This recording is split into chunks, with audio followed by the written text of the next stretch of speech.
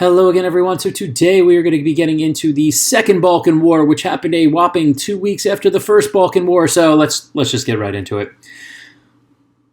Macedonia. I mentioned at the end of the last video that Macedonia was an area that was hotly contested. Let's kind of get into why. So Serbia, after the First Balkan War, was not very happy. And they're not very happy because you can see on the map they are landlocked and didn't really get any access to any ports that would help them not be landlocked, primarily because of Albania becoming a country. But then as a result, they're like, okay, well, Albania is now a country. They were very, very aggressive in wanting actually the whole of Macedonia, which is pretty much that brown area that you see. That's what it was identified as then. Right here, do you see the mouse? Okay. And they were very, very aggressive with trying to gain that land. Now, they were, even though I had said they made secret alliances with the Greeks also wanted that land too because they had occupied a good chunk of it, particularly Salonika down here. I might be saying that like Salonika. You let me know.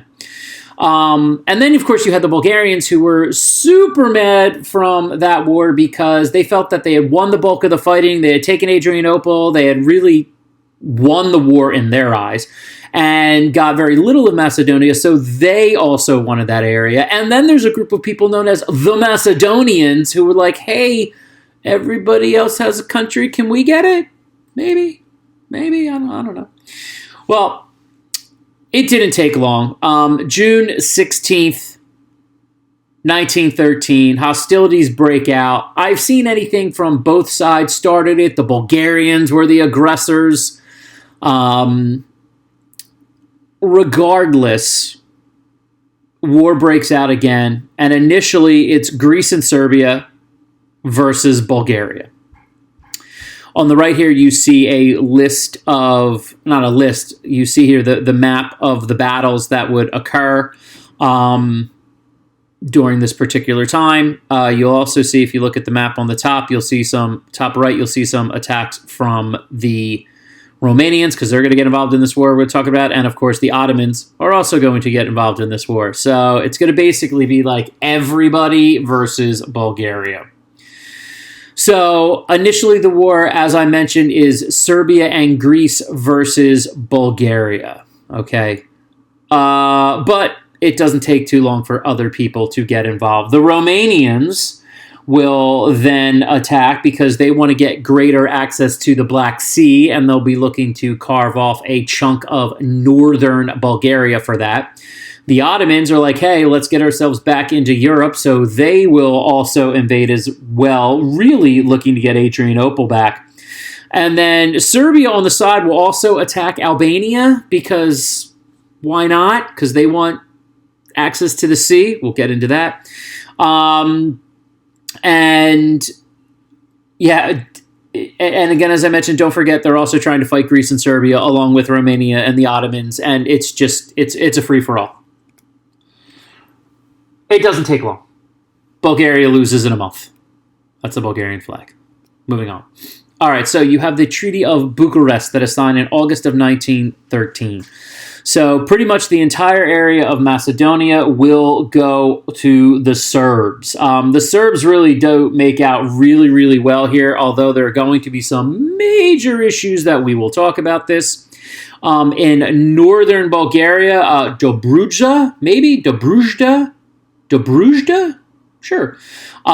This area up here in the yellow, if you look to the right of the map, that area is going to go to the Romanians. Okay, the Greeks will get very little of Macedonia, really some of this northern part here, but most of this, again, going to the Serbs. Albanian independence is confirmed, so once again, people need to leave Albania alone.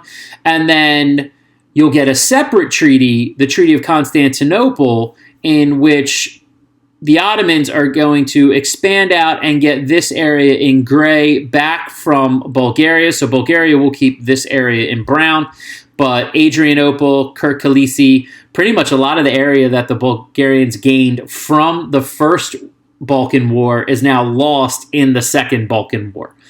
So again, Treaty of Bucharest Macedonia to Serbia, Dobruja to the Romanians, Greece get a little bit of Macedonia, Albanian independence is confirmed. That's the Treaty of Bucharest. And then on the side, the Treaty of Constantinople down here, this gray area of Europe is given back to the Ottomans. There were a lot of consequences, though, of this 1 month war, and they're very far-ranging. First are just casualties, really, really huge numbers. I mean, the Bulgarians had 65,000 dead. The Ottomans had 12,000 dead, 12,500 dead. The Greeks, 9,500 dead. The Serbs, 36,000. The Montenegrins, 300. And tens of thousands of civilians will die as a result of either disease after the war or atrocities that were committed on both sides. I'm going to get into those atrocities a little bit because they forecast long in the future into the 1990s. So first and foremost, I mean, lots and lots of casualties in just this 1 month of fighting. Serbia is going to do some brutal things. They are going to go after ethnic Albanians pretty brutally in both Albania and areas that they gain, like parts of Macedonia. As you can see here on the right, the Serbian army left a trail of blood, thousands of men, women, and children massacred and marched to the sea. Execution was a daily sport. On the left here, you see the Serbians evacuating ethnic Albanians. They also, in areas that they had gained from Turkish-controlled zones, they destroyed Turkish buildings, schools, baths, and mosques. You also see arbitrary jailings, rapes, and village destruction. It is absolutely brutal. And that won't change. We will see genocide on the part of the Serbians into the 1990s with the fall of the former Yugoslavia. And so, again, things don't happen in a vacuum. We already see this Serbian aggressiveness. Now, is it every single Serb? No. It's being run by the Serbian government. And it's going to cause some problems in the future, as well as their aggressiveness toward Austria-Hungary, which we'll get to in a moment. So you really just have just brutal treatment and killings of civilians here.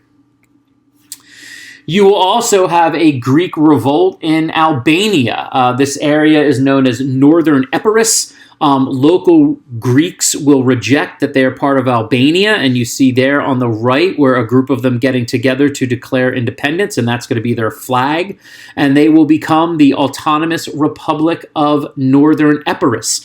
Now, it won't last that long. Eventually, they will be pulled back in, but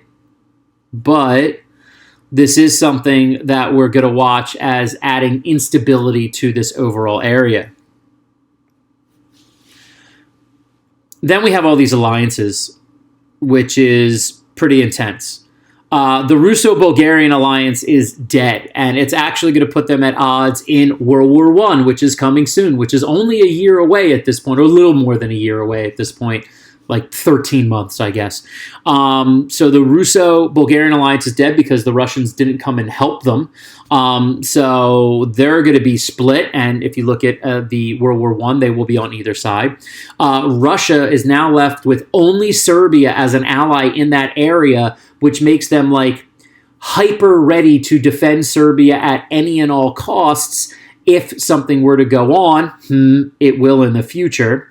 Austria-Hungary and Serbia are put at odds here because Austria-Hungary was really crucial in keeping, one, control of the area of Bosnia, but two, making sure that the borders of Albania, Montenegro were kept during the Treaty of Bucharest, which did not give Serbia any access to the sea whatsoever.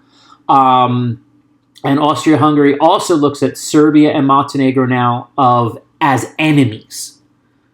And that's not going to be so good because they're going to try to interfere in some of those local ideas, and that's going to get a lot of Serbians also angry at them. Bulgaria overall is just super angry, and they feel betrayed, and they're looking for a way to rectify that situation, which, of course, will come not too far down the road. And basically, we get to the point where we are what was known as the powder keg of Europe. At any and all times, all of the stuff that is boiling here, all of the anger, all of this discontent after the war is going to explode into, obviously, a much, much greater calamity, and that being World War I. All right, guys, so hopefully this gave you a little bit more of that idea of what was going on in the Balkans, how that will eventually lead to World War I. Okay, so hope you enjoyed that, and I will see you soon.